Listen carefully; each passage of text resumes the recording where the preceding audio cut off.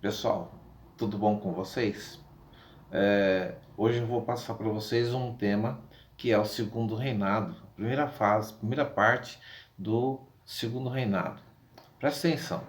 O segundo reinado foi o período marcado pelos 48 anos em que Dom Pedro II ele esteve no poder. Isso foi de 1840 até 1889. Essa segunda fase do Brasil monárquico, tá? Que marcou aí a história do Brasil. O Dom Pedro II, ele teve a sua maioridade antecipada para que ele pudesse governar, ou seja, ele foi emancipado com 14 anos de idade para poder assumir o governo no Brasil. Porque naquela época os regentes eles não estavam mais querendo suportar, né, esse abacaxi tão grande que estava acontecendo, essas divergências que estavam acontecendo no Brasil. Então, dá a maioridade para Dom Pedro, entrega o governo a ele e a, a ideia de antecipar a maioridade de Dom Pedro II, ela veio do Partido Liberal, que também foi conhecido como os Luzias. Os principais objetivos do partido era garantir a sua influência no poder e tentar acabar com a instabilidade política trazida do governo regencial. A indústria do café no Brasil, ela começa a se expandir a partir da primeira metade do século XIX, especialmente ali no Vale do Paraíba. É uma região entre São Paulo e Rio de Janeiro. Essa região ela é uma região bastante montanhosa, o clima é bem propício para a produção do café.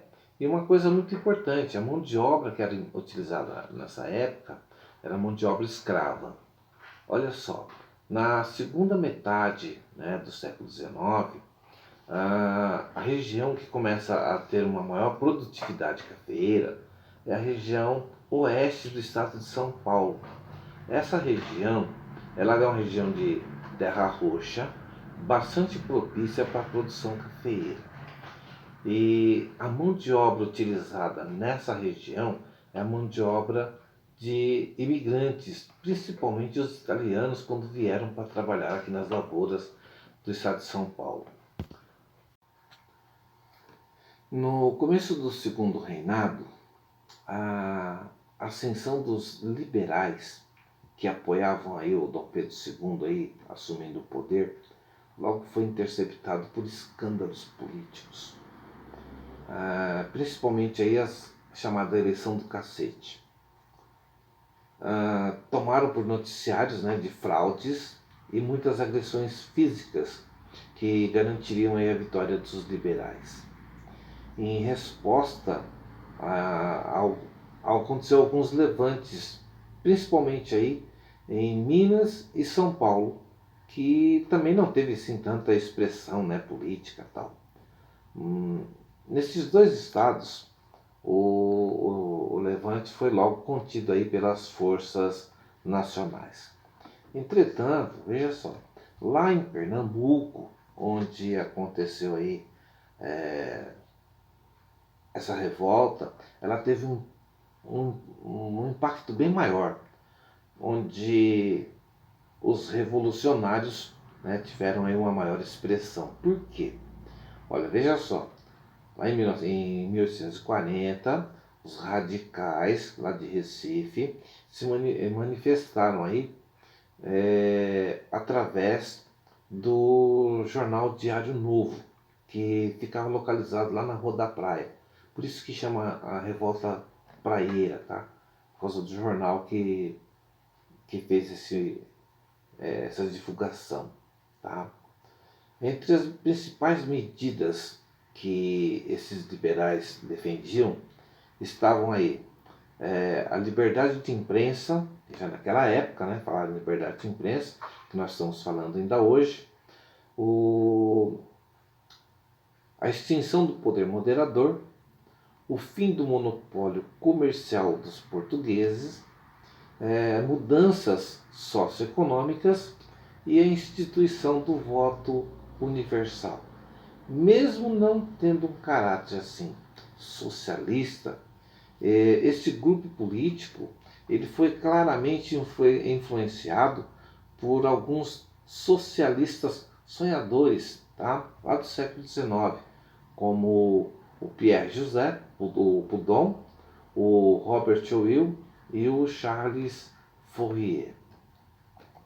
Em 1847, o movimento passou então a ganhar força com a nomeação de um presidente de província, aí no caso um conservador mineiro, para conter essas ações dos liberais pernambucanos. Revoltados com essa ação autoritária do poder imperial, os praieiros, tá, pegaram em armas e tomaram conta da cidade de Olinda. E essa altura aconteceu aí o conflito civil, contando com o apoio de grandes proprietários rurais, profissionais liberais, artesãos e alguns populares, tá? Que resolveram aí defender, né, essa revolta. Em fevereiro de 1849, os rebelados tomaram a cidade de Recife e entraram em novo confronto com as forças imperiais. Nesse período, o insurgente Pedro Ivo ele surgiu como um dos maiores líderes dos populares.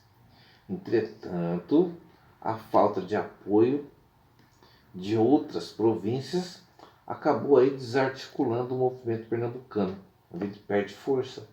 No ano de 1851, o governo imperial então deu fim ao levante, que contabilizaram aí cerca de 800 baixas, 800 mortes.